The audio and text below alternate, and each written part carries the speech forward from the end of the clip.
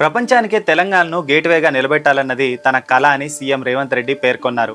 ఒకే ఒక్క మాట నేను చెప్పదలుచుకున్నాను మిత్రులారా, దేశంలోనే కాదు ప్రపంచానికే తెలంగాణను గేట్వేగా నిలబెట్టాలన్నది నా స్వప్నం. దానికి తెలంగాణ రైజింగ్ 2047 విజన్ డాక్యుమెంట్ మార్గం అని తెలిపారు. 2030 నాటికి $1 ట్రిలియన్, 2047 నాటికి $3 ట్రిలియన్ ఎకనామీగా నిలబెట్టాలన్నదే తమ ప్రభుత్వ సంకల్పం అని స్పష్టం చేశారు. దీనికి ప్రజల అండదండలు, సహకారాలు కావాలని కోరారు. ప్రజల ఆశీర్వాదంతో ఈ లక్ష్యాన్ని చేరుకుంటామని విశ్వాసం వ్యక్తం చేశారు. తెలంగాణ అభివృద్ధికి ప్రతి ఒక్కరూ పునరంకితం కావాలని పిలుపునిచ్చారు. సికింద్రాబాద్ లోని పెరేడ్ గ్రౌండ్ లో జరిగిన తెలంగాణ రాష్ట్ర ఆవిర్భావ దినోత్సవంలో సీఎం రేవంత్ రెడ్డి ఈ వ్యాఖ్యలు చేశారు. అంతకుముందు ఆయన డిప్యూటీ సీఎం బట్టి విక్రమార్క అమరవీరుల స్తూపం వద్ద నివాళులర్పించారు. అనంతరం సీఎం జాతీయ జెండాను ఎగరవేసి పోలీసుల గౌరవ వందనాలు స్వీకరించారు.